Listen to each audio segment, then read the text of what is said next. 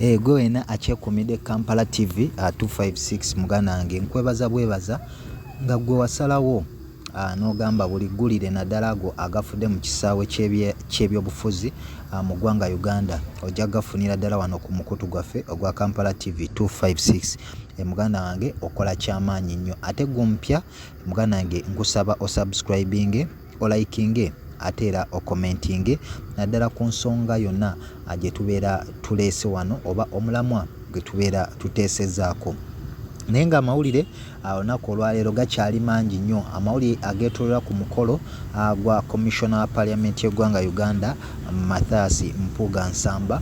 Ojja kujjukira nti Mathias Mpuuga Nsamba ategese omukolo ng'ennaku z'omwezi 21 June nga omukolo guno aguyise Thanksgiving era ogugenda okwebaza obulamu bwe naddala mu byobufuzi by'eggwanga erya Uganda. Naye nga olunaku olwaleero Mathias Mpuuga avuddeyo n'atongoza ttiimu ye Kabiriiti ye gy'asuubira nti bwe kinaatuuka okulumbagana emikutu gy'ebyamawulire okuli TV okuli ne radio station kwoteeka n'emikutu gya online ne ba YouTuber abamu singa babeera bakyaziddwa okubanga be bagenda okumukubira ekikopo oba okwogera ensonga ze eri abantu okwongera okukkiririza mu Mathias Mpuuga newankubadde nga obwesigwa bwe abantu badde batandikira ddala okubumujjamu nga n'abasinga babumujjiddemu ddala. Naye olunaku olwaleero Mathias Mpuuga avuddeyo n'atongoza n'ategeeza nga okuli abaami okuli Lulume Bayiga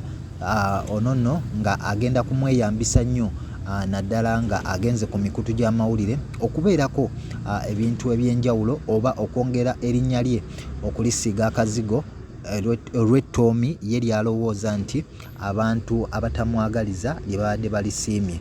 Ono agatiddwako Mike Mabike. Mabike ojja kumujjukira nti naye yali mu kibiina ekya DP era nga y'omu ku bajja ne DP Block mu Nuupu newankubadde nga Mabike tiketi teyamuweebwa kwoteeka Mukaaku ono naye ateereddwa ku lisiti yaabo abagenda okuyambako Mathias Mpuuga okulwanirira erinnya lye obutafa lityo kwoteeka n'omubaka amanyiddwa nga Bumaali naye ateekeddwa ku lukalala lw'abo ababaka abalina okutaasa erinnya lya Mathias Mpuuga. Mathias Mpuuga avuddeyo n'ategeeza nti bw'otunuulira emikutu egy'enjawulo naddala ababaka oba abakulira ekibiina ekya National Unity Platform bwe batuuka ku mikutu egyo batattanye nnyo erinnya lye nga balisiize enziro yenno kyalowooza nti akasiimo kamuweebwa mu mateeka newankubadde nga abakulira ekibiina mwava aba National Unity Platform ye alowooza bagaana okutegeera ensonga eyo newankubadde nga ye ategeeza nti yagezaako okugibannyonnyola. Naye olwaleero avuddeyo n'ategeeza nti ttiimu yeeno ejja kusobola okumeggana Bobi Wine kwoteeka n'abo bonna abagoberezi ba National Unity Platform oba aba Kyagulanyi Ssentamu kwoteeka n'abo bonna aboogezi n'ababaka abatakkiririza naddala mu ekyo Mathias Mpuuga ye kyalowooza nti kyekituufu. So olunaku olwaleero akyogedde lunye n'ategeeza nga ttiimu yeeno ye waasuubirira ddala nti ejja kusobola okulwanirira erinnya lye naddala eribadde lyongedde okuttattanibwa abo bennyini bannakibiina ekimanyiddwa nga ekya National Unity Platform. So katulinde tulabe.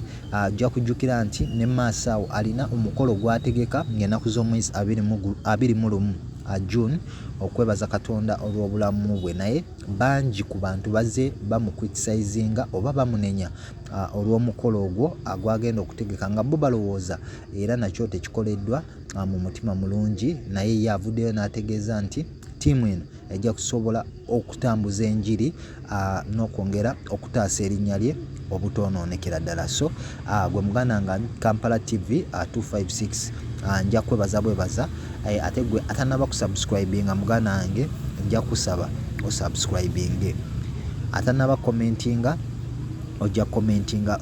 Baganda bange abasinga tubeera mu comment section oli n'agamba nti amawulire oluusi g'otuwa gali biased. Ne ngamba muganda wange mpe endowoozaayo oluusi nange nkuddemu kiki kyembeera ndowoozezza oba kuggulira eri.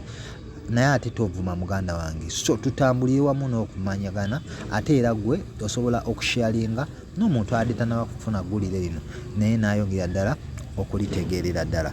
Kankwagalize olunaku olulungi.